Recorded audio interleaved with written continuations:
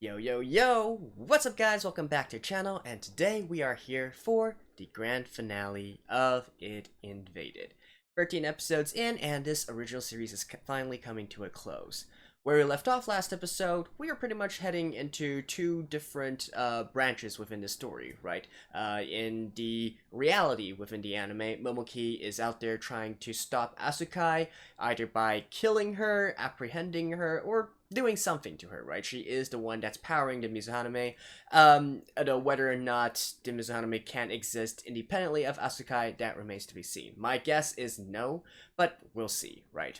And then within the Mizuhaname, we have Narihisago and Hondomachi probably going to try and stop the culprit of this entire thing, the Chief, right? AKA John Walker. Now, it's time to place our final bets, right? I believe that in the end of all this, first of all, Hondomachi and Fukuda, they are going to come out of this unscathed, back to reality, and where they will live happily ever after, I guess. I'm not really sure if they are considered a character pairing, but in my mind they are anyways, so that's that. I fully believe that the Chief, aka John Walker, is going to die within Mizuhaname, and because he's already dead in real life as well, he is essentially going to be completely eliminated, right?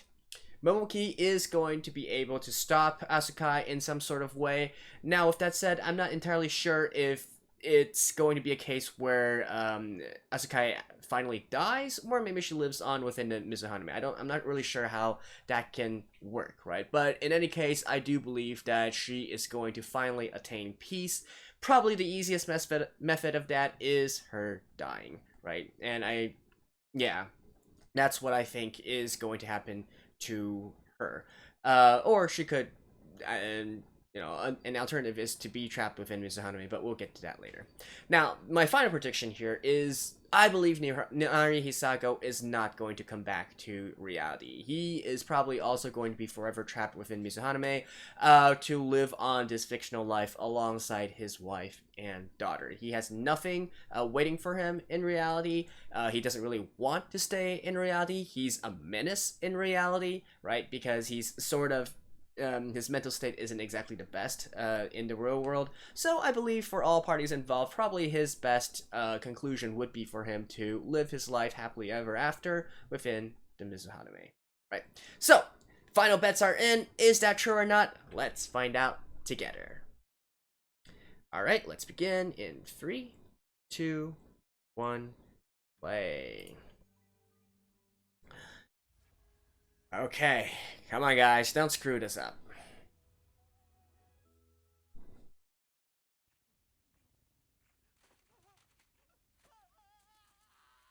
Yeesh.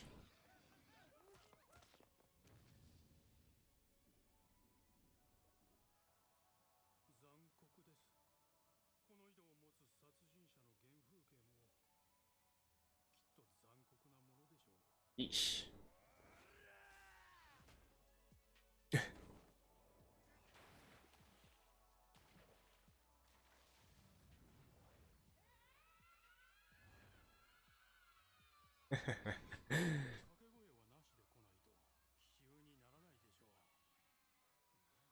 Things suddenly got weird real quick.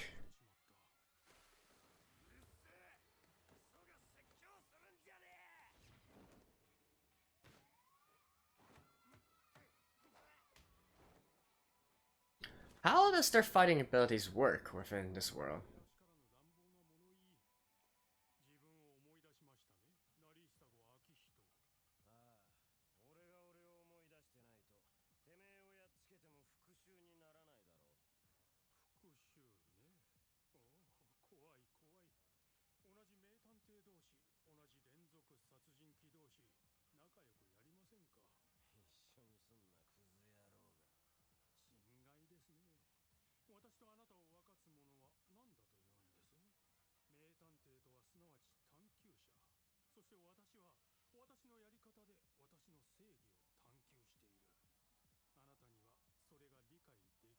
I wonder where Hondomachi is.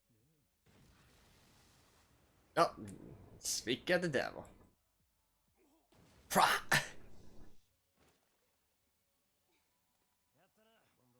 Nah, probably not.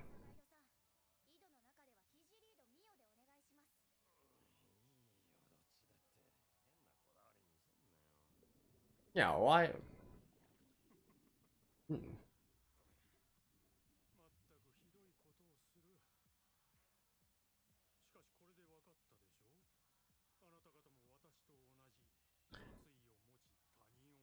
Why does he have these special abilities?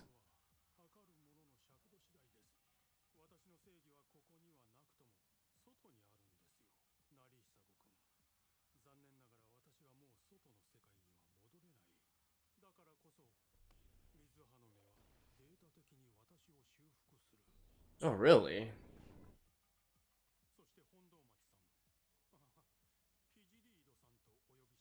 Huh.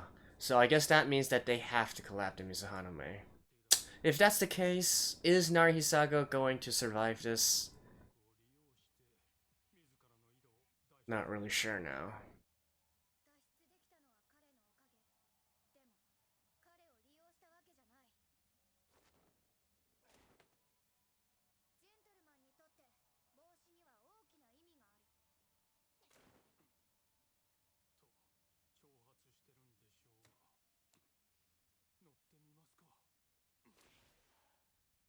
Hmm.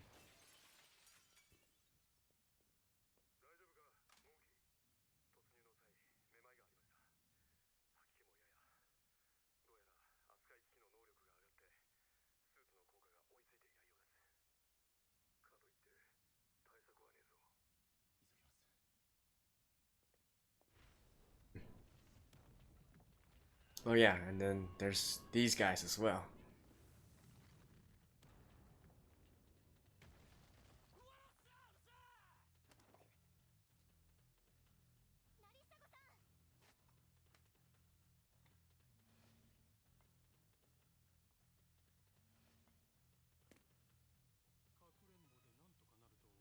Yeah, I wonder what they're trying to do.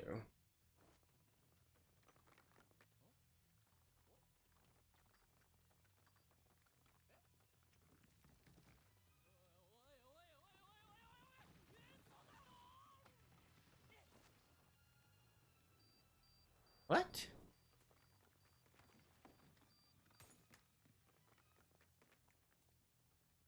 Oh, they work on sound?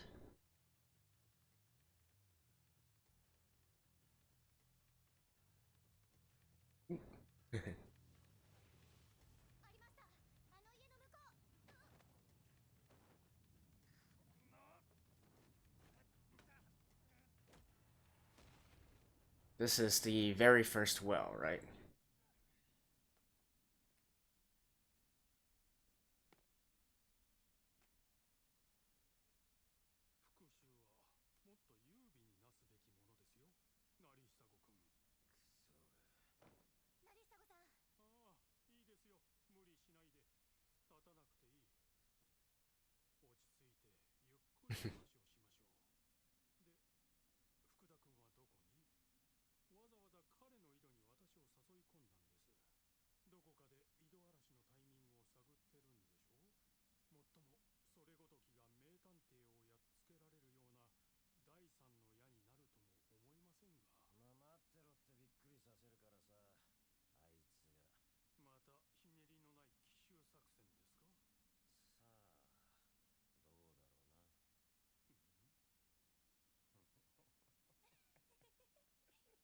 Hmm?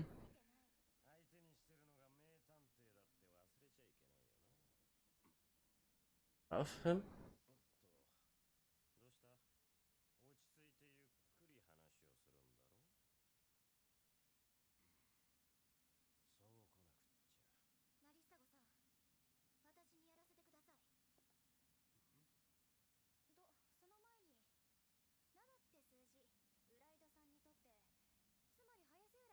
What?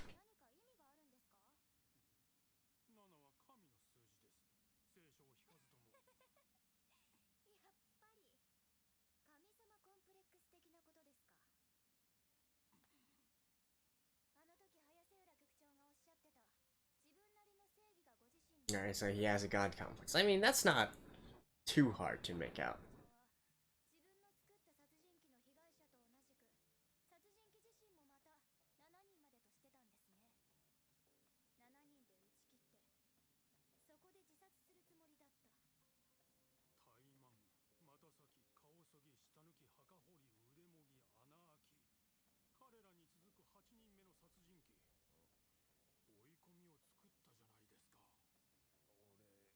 popcorn. 成久さんは殺人鬼じゃありません。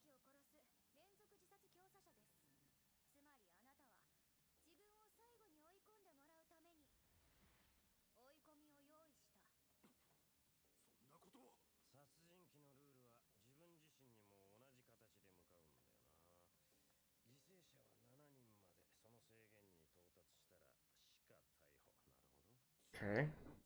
なことは。殺人鬼のルールは自分自身にも同じ形で向かうんだよな。犠牲者は7人まで、その制限に到達したらしか逮捕。なるほど。Okay. そんなつもりではない。といくら否定したくても無意識でそうしている可能性を否定はできない。私は名探偵として So, あなたの正義感を what's the significance here? 私はあなたの卑劣な試みをくじくために成久さんにあなたが与えた役割を演じさせません。神のごとくにいろんな人を操ったあなたの計画はどのレベルにおいても完成しないのです。これは。確かに奇襲は掛け声なしの方が成功するな。Hey, a callback to the first episode. 早瀬浦さん、やっぱり偉い人って現場知らないからしょうがないですよね。それとも頭に穴を開けてバラバラのものが認識できなくなった私以外には分かりにくいんですかね。あなたの座っているその椅子っぽいもの、椅子じゃないですよ。 Oh wait, is that a... 私の目には名探偵アナイドがこの水花目のコックピットにしか見えません。これが福田友津からの第三の矢。復讐は優美になされ。 So they're going to expel him one further down? Into whose well? 早瀬浦さんはあの壊れかけの井戸のどの時点に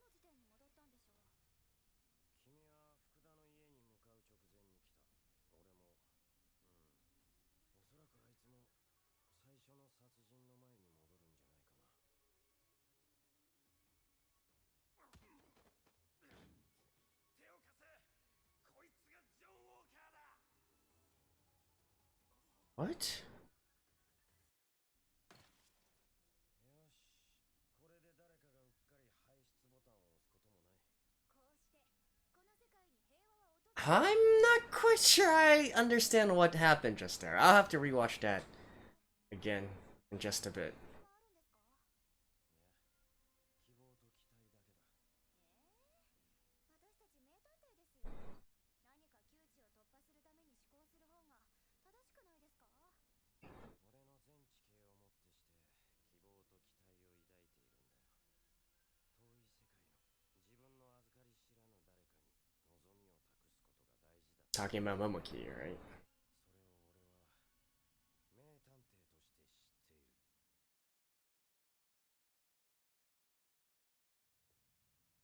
He's putting his hopes in Momoki. Huh.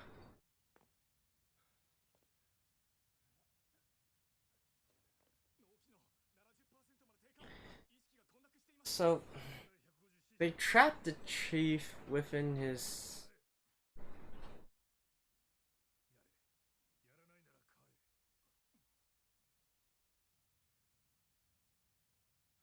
やらないなら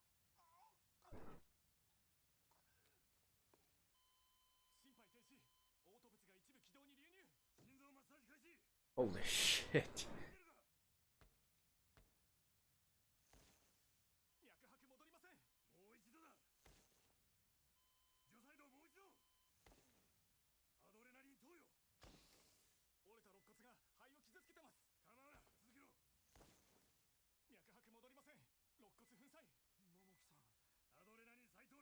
脈拍戻りません。肋骨粉砕。桃木さん、アドレナリン再投与。除細動続けろ。脈拍戻りました。 Oh, モギ。桃木大丈夫か。 that is metal. あと松岡さん。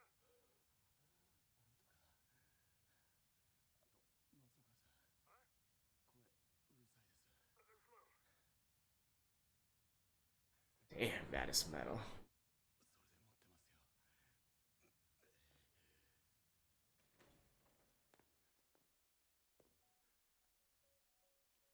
I gotta admit, I wasn't expecting this.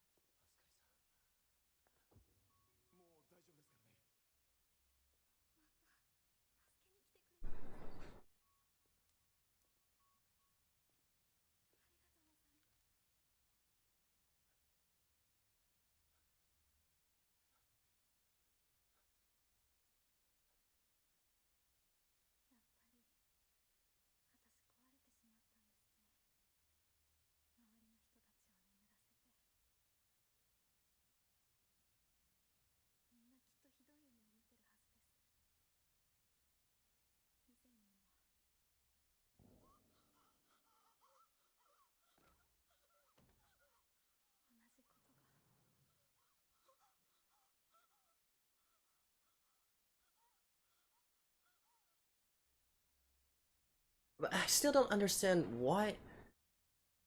How was the chief able to make the challenger before he got custody of Asukai?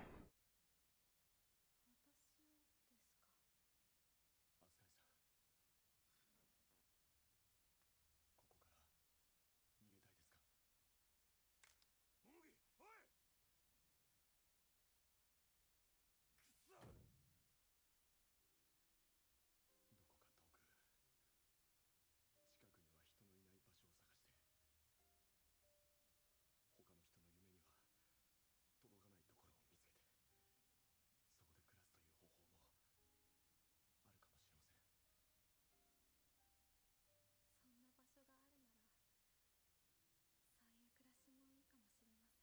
ん。 Does she want to live that life? Completely isolated from humanity? 無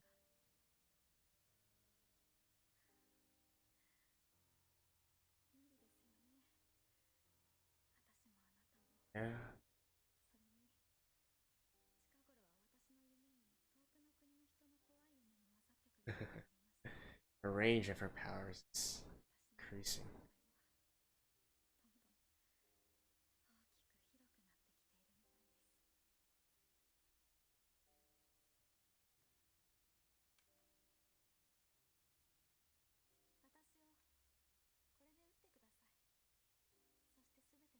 てすべての苦痛を終わらせてください。初めてお会いした時にも頼んだことです。 Oh, they actually asked the same thing. Key.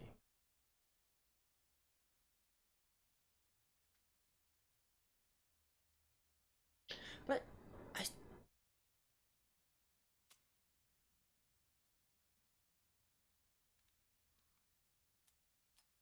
It's empty all. 結局みんなそんな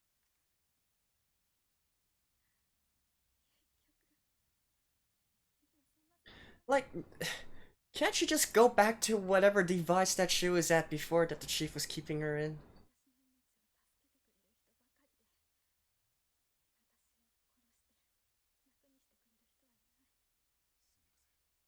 の命を助けてくれ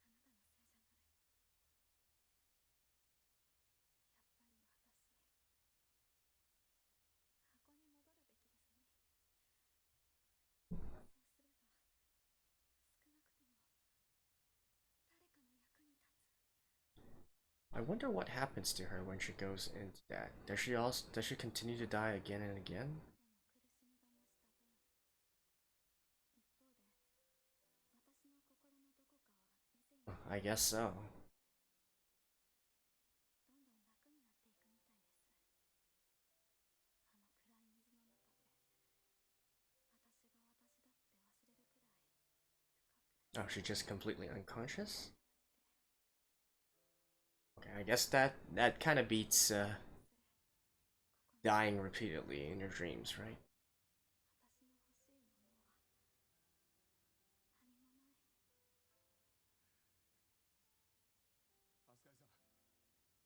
I mean, I'm sure they can find a way to help her in the future.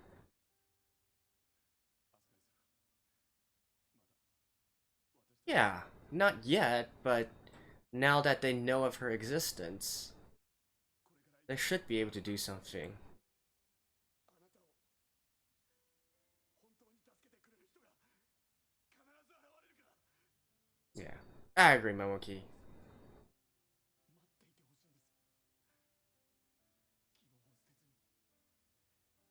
ていてほしいんです。希望を捨てずに。いつかあなたを苦しみから解放しますから。やあ、生きてるとこを見つけるのは初めてだね。Kaeru-chan. 私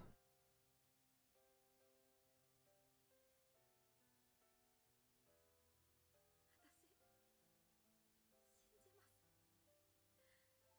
Yeah. こ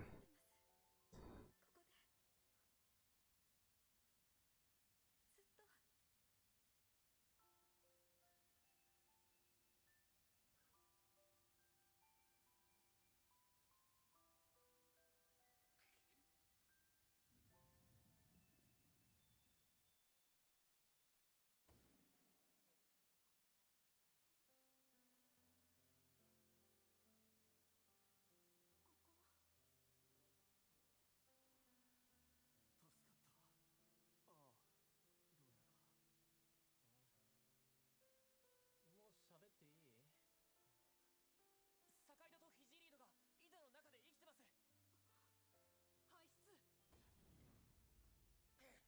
Oh, and she's... Huh. 落ち着いて、医療班を呼んでくださ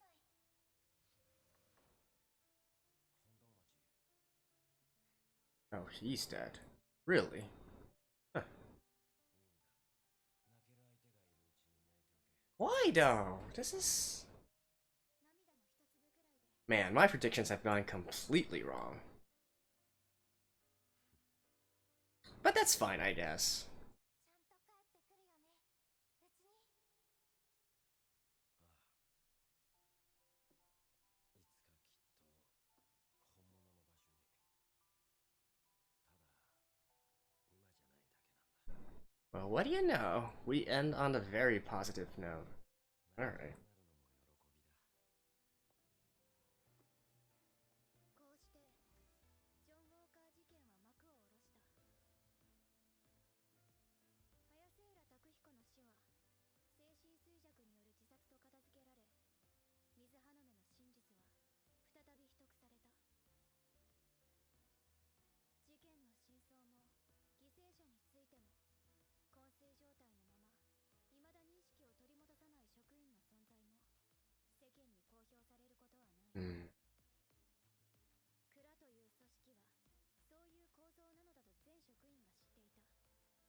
ここで起こったことは過去のことも仕事の秘密も全てお蔵入りとなるのだ。成久号、本堂町、準備はいいか？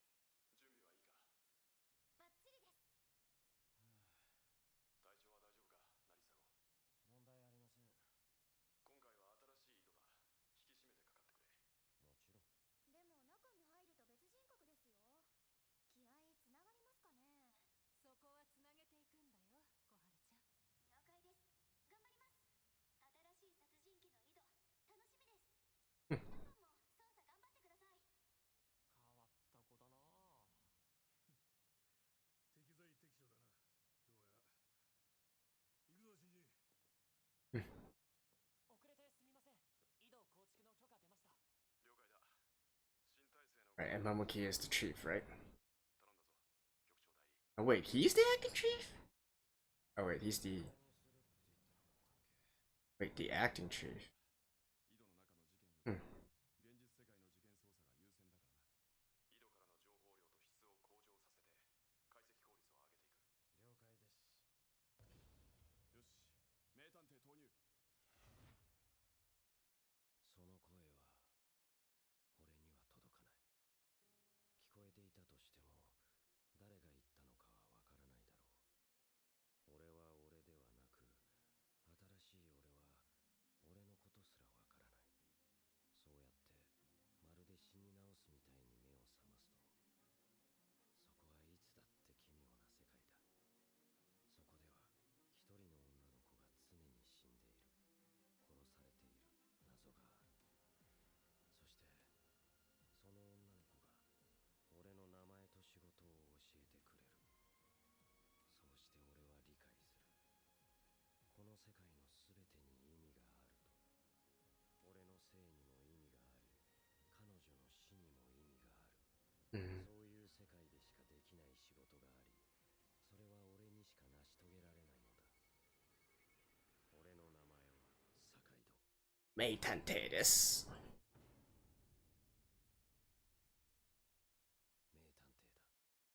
名探偵だ。探偵だ。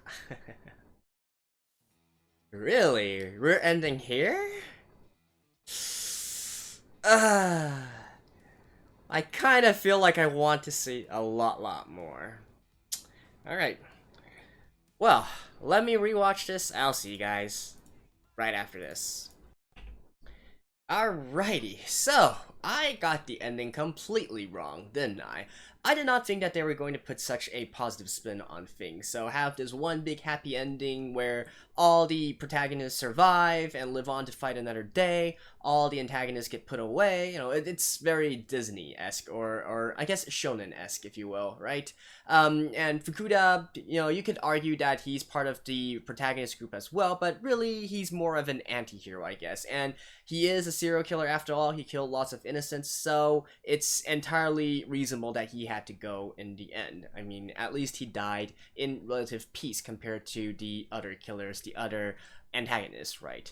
So, it's a complete 180 from what I was predicting at the beginning. With that said, I have a very good excuse. And that excuse is this story is actually not over, right? So the ending I was describing at the very beginning was sort of more geared towards this series already being wrapped up and closed with this episode. But in reality, it's not. We have a lot of open-ended stuff left at the end of the episode, some of which I'll talk about in just a short minute, and most of all, they actually already announced a sequel. Although it's not going to be in anime form, it's actually in manga form. And they already released one chapter of it for free. You guys can check out the official It Invaded Twitter. They actually tweeted out information about this. It is in Japanese, but I went ahead and read the first chapter. It's not really much has been revealed in that first chapter, because it feels like they're sort of re-establishing the story and establishing that, yeah, this is Kura, this is the Mizuhaname, this is what we do, this is Narihisago, he's a brilliant detective within the well, so on and so forth. So we don't really get any new information yet, but it's clear that they plan to continue this story, and there are a lot of unanswered questions, right? So, if you guys are interested, do check that out, which I probably will. So anyways, let's talk about two main things from this episode, right? One is Chief Hayaseura. Man, his name is hard to pronounce. So one thing that I'm saying where I don't feel like this is the end of him is, okay, so I get at the very end, the sort of clever trap that they laid was that they sent him into a further well, right? One layer deeper. So apparently I thought that if he died within this well, and since he doesn't really have an actual body to return to, that means his death is permanent, right? But, well, apparently the Mizuhaname is able to keep repairing him because he can't actually be kicked out of the well, right? So that throws a twist into things. So the solution that Narihisago and Hanamatsu came up with was to trap him one layer down into another well, right? With that being said, I don't really feel like that is a permanent solution. Like, sure, they got rid of the remote control, and also nobody outside can actually eject him. But at the same time, though, it's not entirely clear to me whether or not it's not entirely clear at all whether or not you actually die when you die within a well, right? I think, considering all information that we've seen up to now, if it's in a uncontrolled environment, then apparently there's a 70% chance that once you die within the one well deeper, you can get kicked out and still survive, still live on, right? Especially when we look at the entire concept of the well and how Narihisago and Hanamatsu and so on and so forth, they're diving into it, they're dying and then immediately getting out. I guess it's sort of implied that they were ejected by those that are monitoring them, by Kura, so it's not actually an automated process. But with that being said, I'm just not completely convinced that just because he's trapped in there, or if he dies in there, he can't really escape that and come back to this one layer up again, right? And in fact, I would even venture a guess and say that in the upcoming sequel, probably the Chief is still going to play a role sometime in the future, right? He's gonna somehow escape his circumstances. So that is it for him. The rest, not really that much else to talk about. It's kind of established that he has this superiority complex and whatnot, and really an egomaniac, so he believes he can control life and death, and so on and so forth, right? The usual shit. So yeah, that's basically it for him. Beyond that, we have this entire scene with Momoki and Asakai, right? And now, first of all, let me say that I was very impressed by the way that they handled the Momoki scene, having him in that suit and, that awesome autonomous self-healing, self-repairing medical kit that he has on him. That was really quite the thing to watch, right? It actually gave me a sense of urgency and a sense of, oh man, this is really hardcore, right? So kudos to them for thinking of this and of creating that sort of atmosphere. Now, the thing with Asakai, So I also don't really think that that Momoki's original solution made any sense, right? You know, saying that she can be whisked off to some island to be isolated and whatnot. I really don't think that makes much sense. If you want to do that, then what they ultimately chose here made much more sense. Allowing her to be back in the I don't even know what that's called, an isolation chamber or something, continuing to power the Mizuhaname, right? But still in a sort of comatose state where she is really unconscious. So at the very least, she's not being killed every single second, right? It's not a case where, you know, originally when she was sleeping, she was getting repeatedly killed and mutilated within her dreams. So at least she's not undergoing that kind of torture, right? So yeah, she's basically been put into deep sleep until the day that somebody can invent something or come up with a way to allow her to come back to the world of living and not affect anyone, right? I feel like that's reasonable, right? Just it's basically like taking a long nap, and then once you get up, hey, hopefully you should be able to continue on with your life as usual, right? So I feel like that is already the best solution out of everything. And you know, if I were to sort of criticize all this, I still don't understand why the chief released her in the first place and why she was trying to cause all this sort of crap and damage, right? Because, like, even if she continues to come out to this world and continues living on, she's only going to be hurt herself, right? Because she's eventually going to need to sleep here, and when she sleeps, she is going to encounter those same repeated deaths again and again. So even for her sake, there's really no reason for her to be walking around anyways. I guess just come out and check out what's up, but it shouldn't have been too big of a deal to convince her to go back in. And also, I kind of feel like with this, it's also confirmed that she is needed to power the Mizuhaname, right? The Mizuhaname cannot exist independently without Asukai powering it. I do believe we can sort of draw that conclusion here. Just judging from the context of their dialogue and whatnot. You know, Asuka saying that at least she's needed and she's doing something for good, right? All this implies that the Mizuhaname is actually being powered through Asukai's conscious or unconscious, I guess you could say. So yeah, and like I said, not only does this make the most sense for her, but you know, she never really got a chance. Nobody really got a chance to try and help her, right? Once the chief and the doctor actually got their hands on her, they were just trying to use her to develop the Mizuhaname. They weren't really trying to help her at all. Now that people actually know of her situation, you know, they could start research on how to best sort of control her situation, right? They were able to do it somewhat originally by the joint efforts of the doctor and the chief.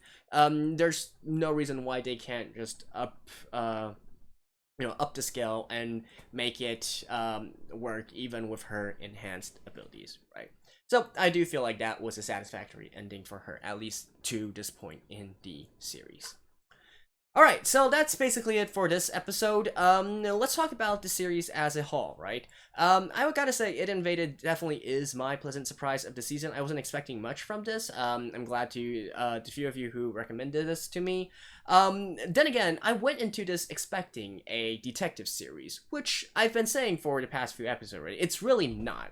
It's not really in the spirit of having these difficult cases and then trying to solve these mysteries based on the different clues and whatnot. It's not a Sherlock Holmes. It's not a Detective Conan. It's not a case closed, right? The reason for this is because the overall case solving, the mysteries that are being solved here are largely nonsensical, right?